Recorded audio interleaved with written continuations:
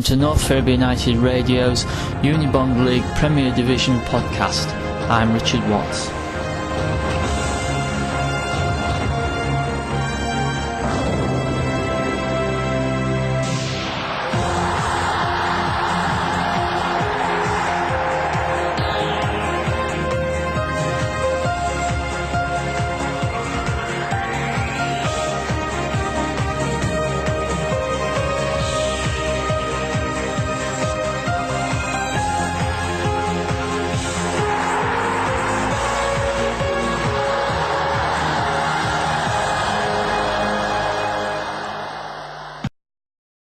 We start with Saturday's results.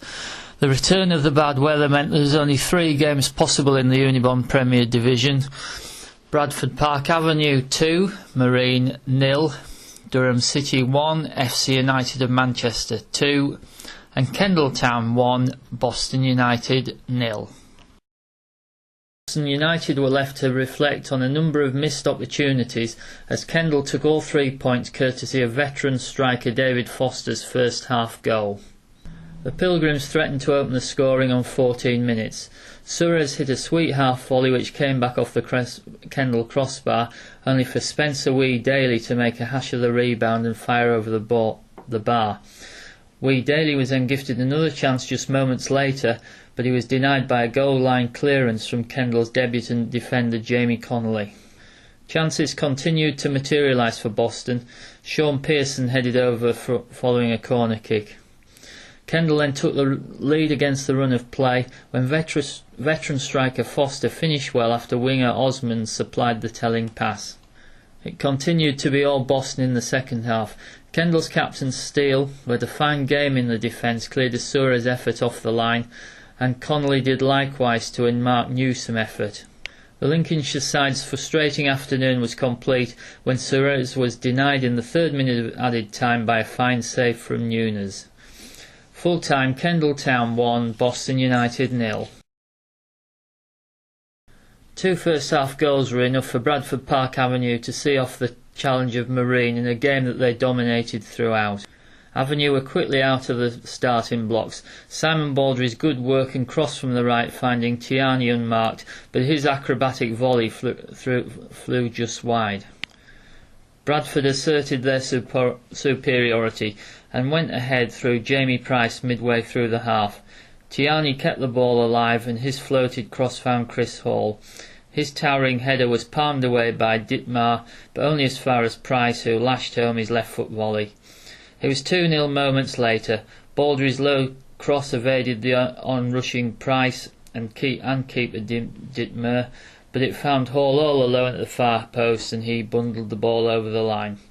Hall could easily have made it 3 just before half-time with a fabulous solo effort which was spoilt at the death by some errant footwork.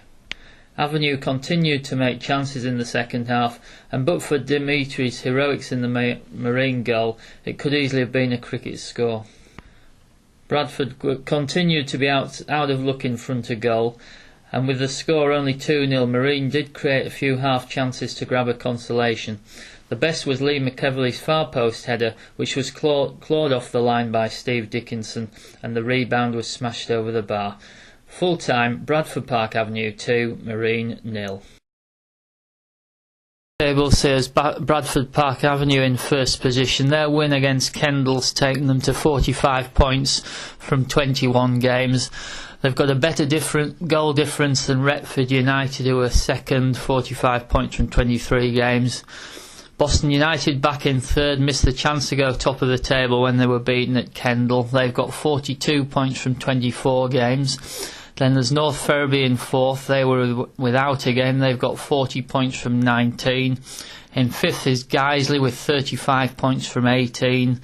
And in sixth, also on 35 points, Ashton United from 24 games. At the bottom of the table, a better effort from Durham City on Saturday, only went down 2-1. They're still sat there with no points from 22 games, a goal difference of minus 96. In 19th, Ossett Town have got 19 points from 21 games.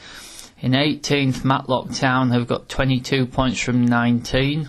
In 17th, Frickley have 23 points from 19. And then in 16th, Worksop Town have 24 points from 21 games. At the top of the form table, we've still got North Ferriby United with 6 wins from the last 6 games, as have Bradford Park Avenue, who are in second. Then in third, Retford United with 16 points in the last 6 matches.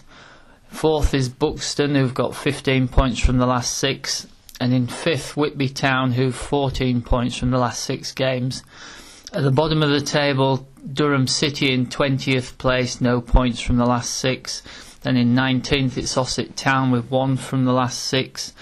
Then in 18th, Ashton United, who've picked up just 3 points in their last 6. Then on 4 points in 17th, it's Burscough. In 16th place with 5 points, Stocksbridge Park Steels. In the news, Guiseley won the Unibond Club of the Month award for January in the Premier Division. They enjoyed a 100% record during the month, 2 league victories supplemented with an away success at Blyth Spartans in the FA Trophy. There's a new man in the hot seat at Hucknall Town, Danny Bryant, the former assistant, coming in as manager after former boss Brian Chambers quit his post. 59-year-old Chambers resigned after receiving a letter from former chairman and current development manager Brian Holmes' solicitors threatening court action if he spoke out about the club's finances in public. Earlier in the month, Chambers had aired his view that Town were close to going under. Bryant is a former manager with Heenaw Town and Sutton Town.